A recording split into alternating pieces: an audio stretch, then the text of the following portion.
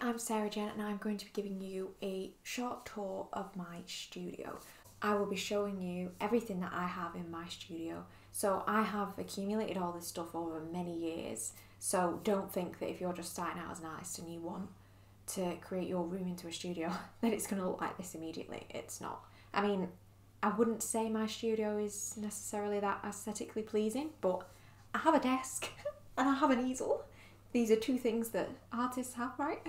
So I'm going to be showing you what my desk looks like, what it does, what kind of compartments it has. I'll be showing you my easel. I'm going to be showing you what I have next to my desk as well, where I keep my paints and everything. I'll be going through what kind of paints I use, what my favourite paints are.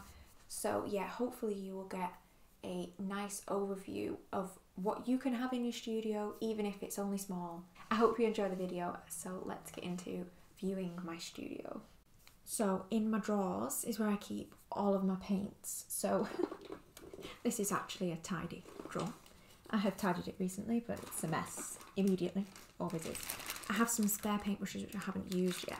So these, I am really excited to use these. They are a Loxley brush. Never used them before. They seem a bit different because they're like sewn in the end rather than in a metal bit, so they could be interesting. And they're like soft hairs. They're not like these hard bristled ones, the sort of natural ones. I think they're still natural, but apparently, according to the reviews, which you can't always trust, but according to the reviews, they're good for varnishing. So that is what I'm going to be using these for. Just making a lot of noise. Anyway, so Liquitex. Liquitex is my favourite paint to use. So I actually have a tub here full of Liquitex paints. I also have a tub here full of Liquitex paints. And then this one in here is not actually full of Liquitex paints. It looks like it is, but it's not. It's actually got Pebeo paint in it, or Pebeo. I started off with these when I first started doing acrylic painting again. Pebeo is where I started off with.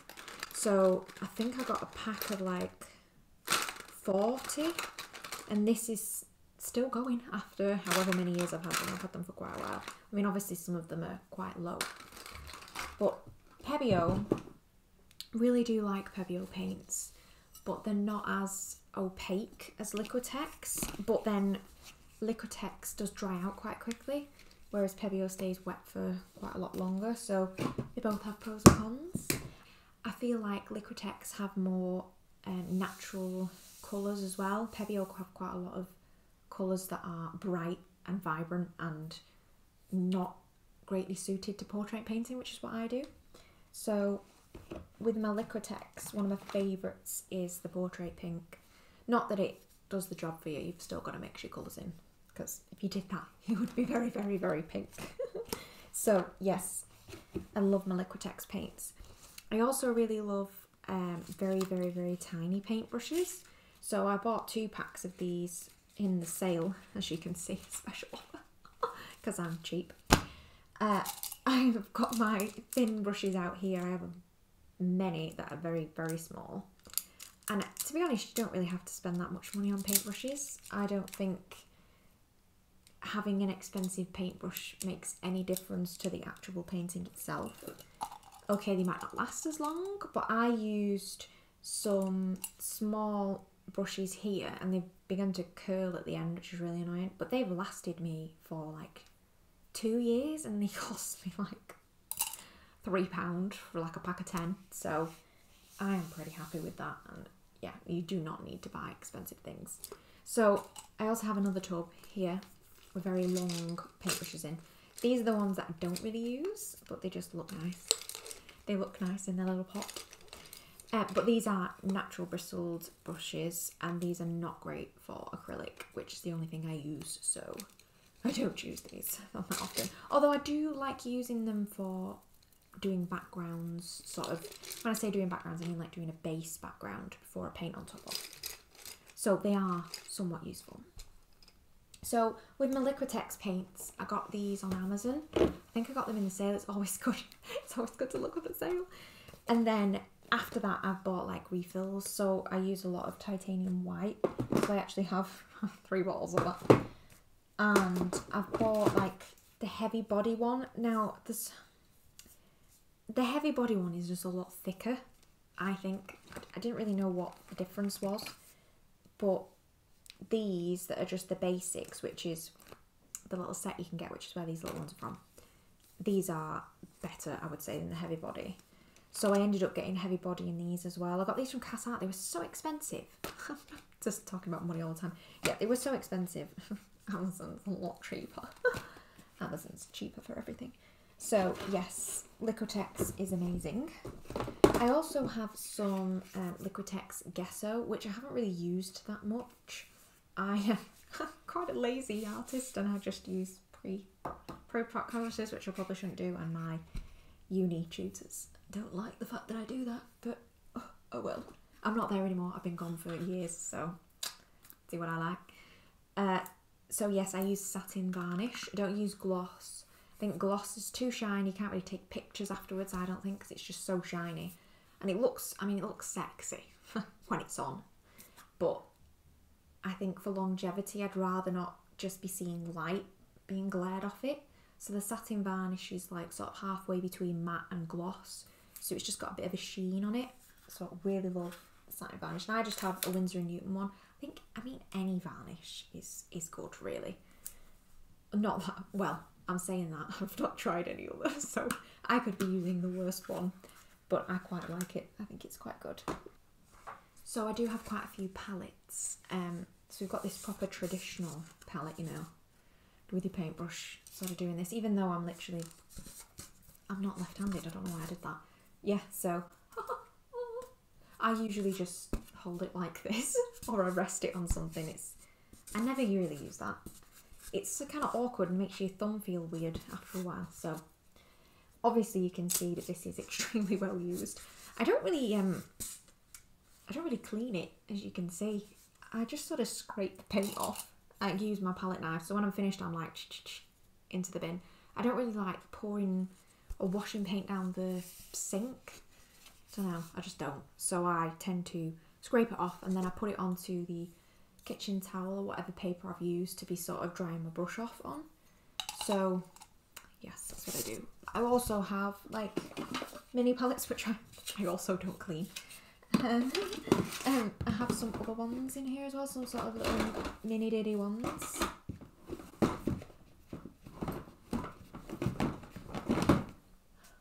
So yes, this is drawer number 4. So if we're going to drawer number 3, I nearly said 2 then. Going to drawer number 3, I have my different kinds of paints. So I've got my gouache paints. These are Daily Rowney. I am not really that practiced in gouache paint. I actually didn't realise when I first used it that you need to add water to it because it's like a watercolour. And to be honest, I mean, it literally does say on the tube, opaque watercolour. Really should have read that before I started. So yes, and then I also have separated my Pebeo and Liquitex like metallic colours because I don't use them. So you got like gold and copper.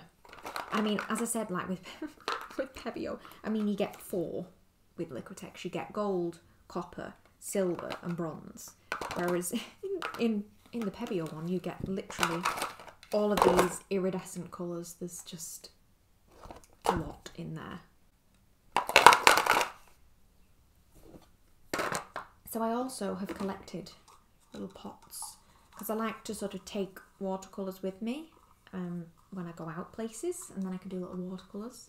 I don't do it a lot because I don't get out much, but I have them in stock just in case I need them. So watercolour wise, I don't have the tubes. I just have like the actual blocks. I don't know what you call them. Pans? Yeah, pans. It says that on there. Doesn't sound very good, does it? So my expensive one. They were both expensive actually. I'm not gonna lie. They were expensive. So this is my little palette. I quite like this one because you have a little bit extra extra space to add any more pans in. Although they don't come with this little extra bit that the pans actually go in. So I don't know how you get them in there. I suppose I might have to buy another one. Yeah, so it's got like a little extendy thing on there. If I can get it in. Try doing it with one hand in midair. Ta-da. There we go. And it's got a little place for your brush. So you can mix stuff in there and everything. I usually just use the one tray, as you can see from the dirtiness of it. Again, I don't clean them. I don't clean them. So I also bought a mini one, a pocket sized, to put in my pocket. Who knew? If I can get it out of the box.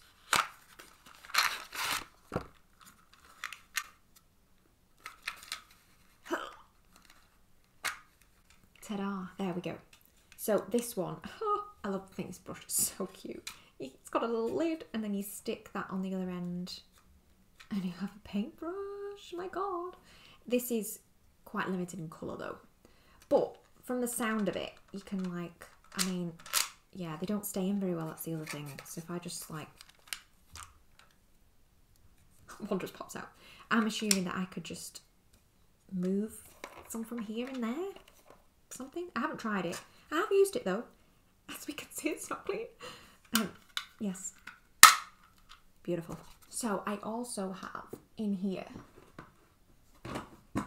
some oil paint, which I haven't used yet.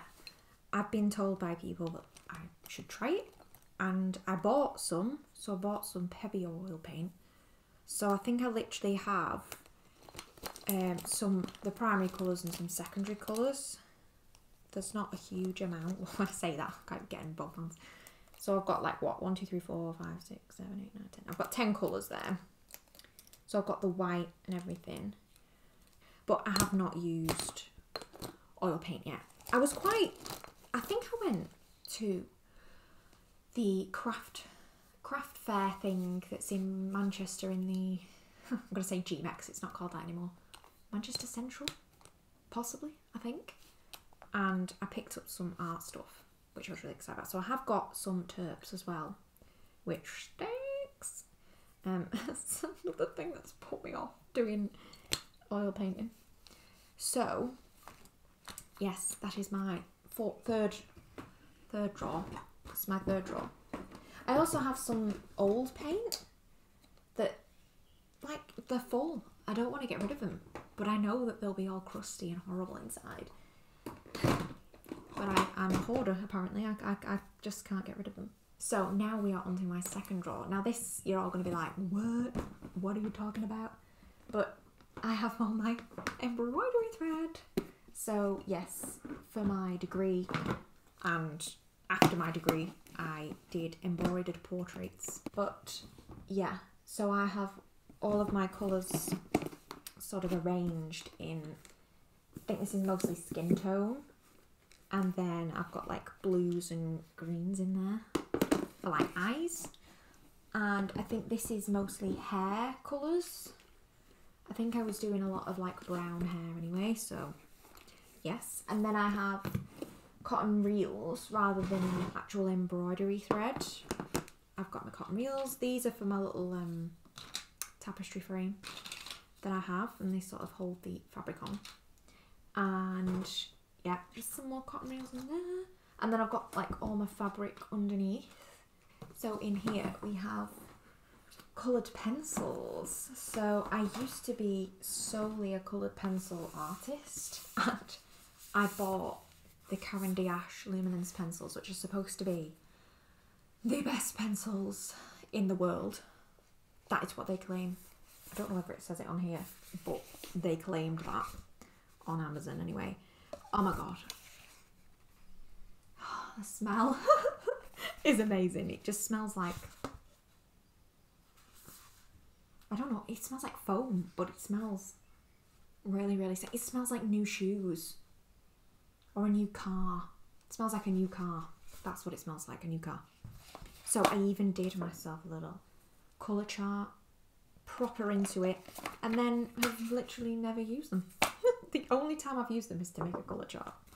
I'm actually going to be loaning them to my friend who is a colour pencil artist. I seem to buy these and I spent like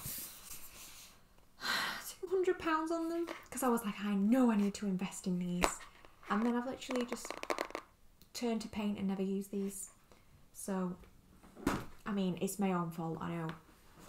I also have gifted from my friend some Supracolor Caran. So these are the more like watercolour pencils. Well, they are water soluble pencils. So you sort of do wet layers and you can do dry layers as well. And then I have what I used all the time as a pencil portrait artist, Faber-Castell. They are not great. They're not my favourite. A lot of people love them. I mean, I used them a lot, as you can see. A lot of them are like, actually, no, they're not. Most of them, I think, are in a separate thing. I did use them, I swear. I don't just spend money on things and not use the things. So, yeah, I think they're too hard and they don't build up colour enough. And, yeah, they weren't my friend in the end. It's probably why I turned to painting. So, I always think it's good to have a place to dump all your rubbish in. Because that's pretty much what I do. So this is my desk. I absolutely love my desk. It is so versatile and it just looks really good as well. I love all the little compartments that it has. I can like rest my rubbers in there, my pencils in that little pot.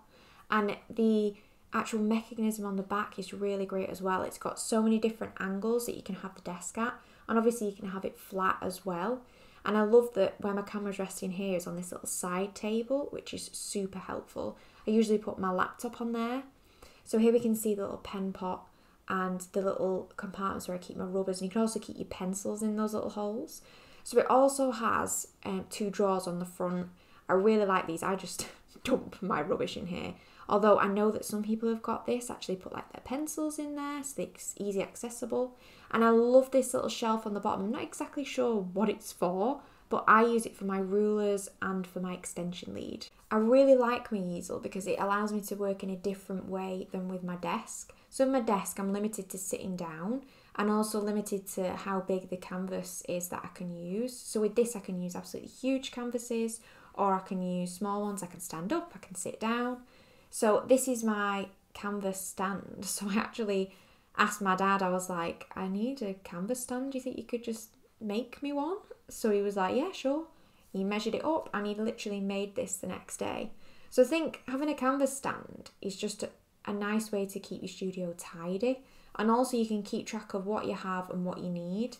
So I know that I don't need any more of those little mini canvases because I have so many of them, the ones at the front. But I could do with maybe a few bigger canvases.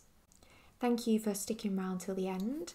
I hope you have been inspired or you've just enjoyed watching the tour of my studio.